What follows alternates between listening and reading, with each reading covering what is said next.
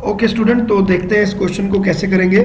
सबसे पहले as it is given in the question मेरे पास ये डायग्राम है।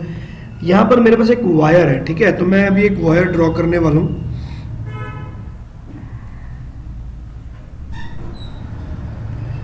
लेट्स से ये एक मेरे पास वायर है।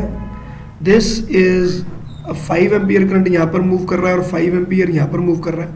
और इसको काइंड ऑफ हमने वाई एक्सिस मान लिया है और इसे हमने एक्स एक्सिस माना है, ठीक है। तो you need to find number 1 the magnetic field point at 220। ये वाला पॉइंट है। तो 220 वाला पॉइंट कौन सा है? मान लो यहाँ पर भी 2, ये भी 2, ये वाला पॉइंट हो गया मेरा 220। तो z एक्सिस पर 0 है। तो z एक्सिस पर 0 होने का अर्थ हो गया कि मैं ये इसी प्लेन में रहेगा। और ये जो है मेरे पास डिस्टेंस 2 है, मतलब ये वाला डिस्टेंस, दिस डिस्टेंस, ये जो डिस्टेंस रहेगा, this distance is 2 and similarly जो ये डिस्टेंस है, दिस डिस्टेंस इज ऑल्सो 2। तो ऐसे केस में मेरे पास मैग्नेटिक फील्ड का फॉर्मूला कौन सा होता है? Just a minute. Magnetic field का मेरे पास यहाँ पे फॉर्मूला आएगा mu naught by 4 pi I by r sine alpha plus sine beta. तो अब इस केस में हमारे पास जो अल्फा है, अगर मैं ये एक वायर का अगर मैं ध्यान से देखूं, तो अब ये वाली अगर मैं वायर को कंसीडर करूं या ये वायर को कंसीडर करूं, तो obviously these are infinite wires, but इनका एक पॉइंट है लेकिन दूसरी जगह पर ये इनफाइनाइट है। तो मैं ये वाला फार्मूला यूज करूंगा। मुझे यहाँ पर अल्फा और इनकी वैल्यू फाइंड करनी पड़ेगी।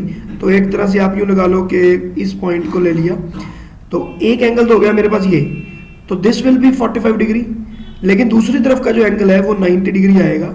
मतलब अल्फा की वैल्यू मैं 45 डिग्री पुट करूंगा और बीटा की वैल्यू मैं 90 डिग्री पुट करूंगा। अगर ये वाला फार्मूला आपको नहीं पता तो बुक को रेफर कीजिए, डिराइव नहीं किया है तो बुक से देखकर आप डिराइव कीजिए और इसके एप्लीकेशन को समझने की कोशिश करो। अगर फिर भी कोई प्रॉब्लम आती है तो आप मुझसे पूछ सकते हैं। अब देखिए, अब यहाँ पर मेरे पास आ गया mu naught by 4 pi, current कितना I 5 ampere divided by r. R कितना है? द डिस्टेंस बिटवीन दिस, यहाँ पर जो मेरे पास 2 पॉइंट इनका डिस्टेंस, तो that is coming out to be 2।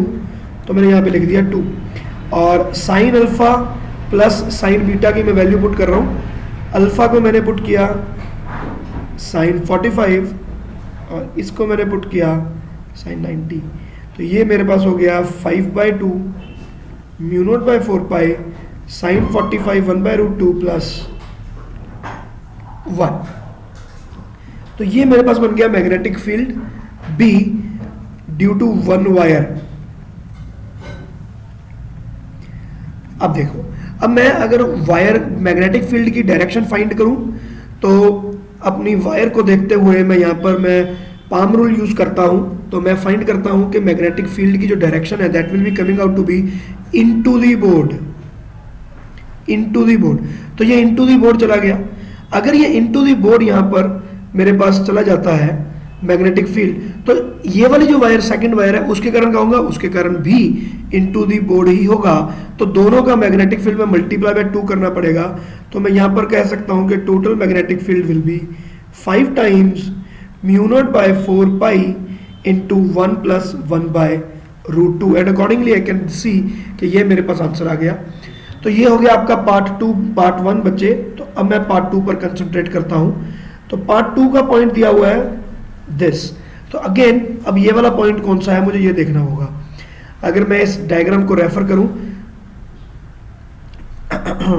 और एक्स एक्सिस पर 0 है, वाई एक्सिस पर -2 है, तो this will be the point जो वाई एक्सिस पर -2 आ गया, ठीक है। और जेड एक्सिस पर आपका ये 0 हो जाता है, ठीक है।